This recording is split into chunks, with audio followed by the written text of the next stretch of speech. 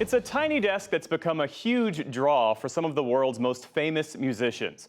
I worked at NPR many years ago and recently returned to talk to the new host of the long-running concert series about why this unique format continues to resonate with so many. It's part of our arts and culture series, Canvas. So this is the tiny desk. This is the tiny desk, and it's a tiny desk, it's a tiny space, it's a tiny everything. Bobby Carter's new job is a big one, overseeing NPR's Tiny Desk concerts.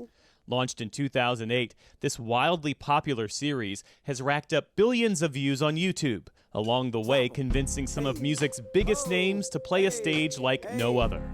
I just decided to kind of take this as an opportunity to show you guys how the songs sounded when I first wrote them.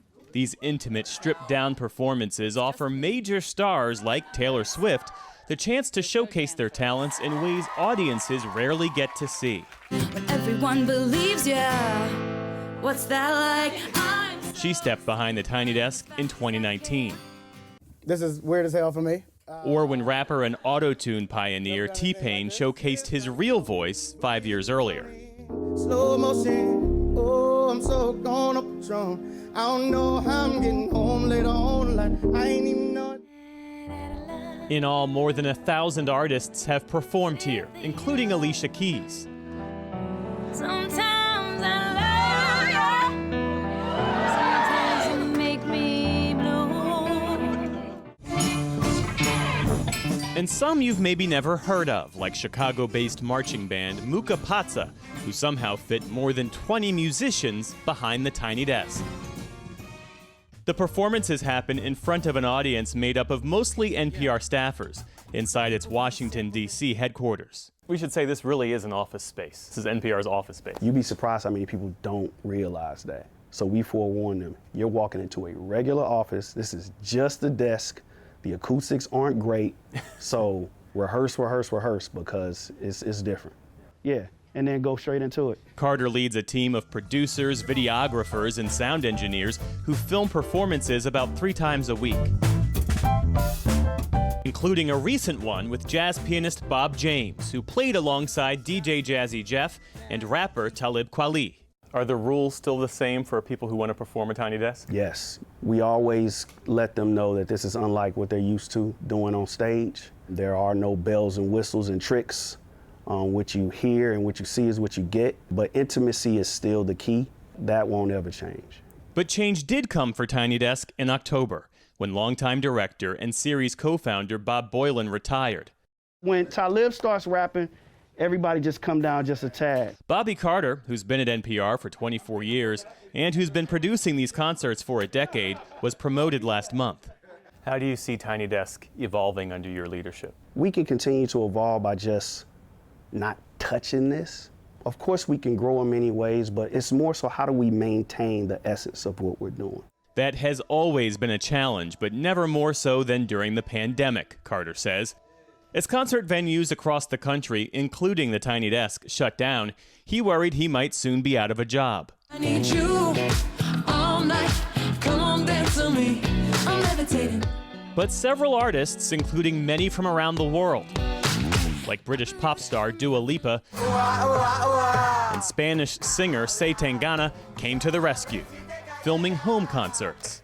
Those home shows, not only did they help us sustain, but it really helped us grow.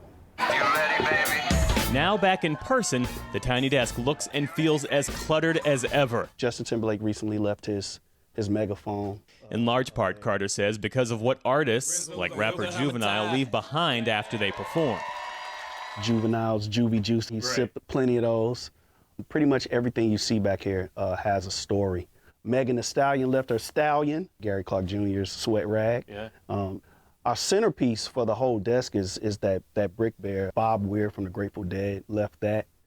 The most recent addition, a cue card from Saturday Night Live's spoof of the series. Hey guys. Hi. Yeah, can we be quiet, please? Some of us are working.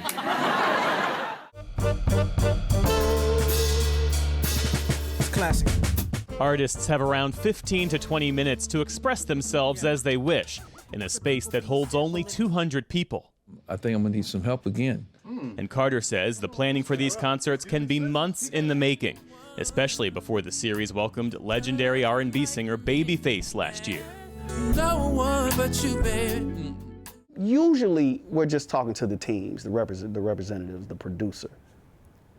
His assistant got on and said, "Hey, we got Babyface right here, ready to talk." I'm like, "What, bruh?"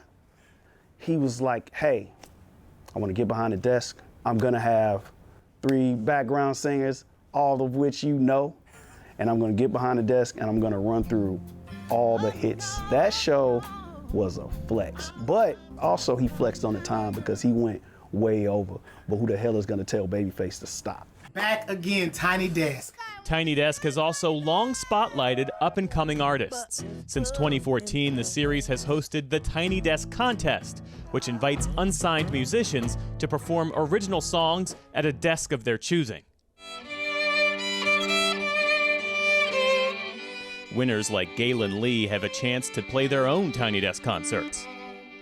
You know I would have been. I could have been. You know I would have been. And some, like Tank and the Bangas, who won the contest in 2017, have gone on to find commercial success.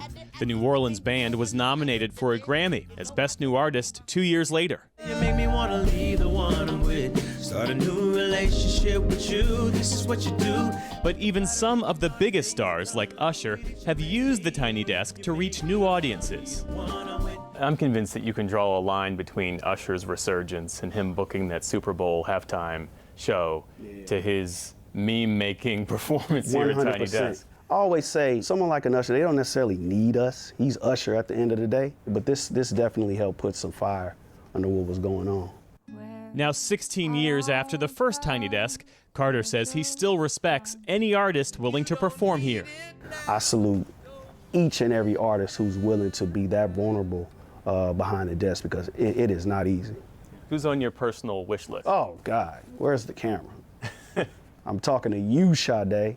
I'm talking to you, Beyonce, and Bruce Springsteen, and Kendrick Lamar, and that's why I'm so excited. I'm still excited about this, because there are so many artists who haven't taken their shot at this yet. Bobby Carter, congratulations on your new role and continued success with Tiny Desk. It's good to see you back here, G. It's good to be back. Yes, sir.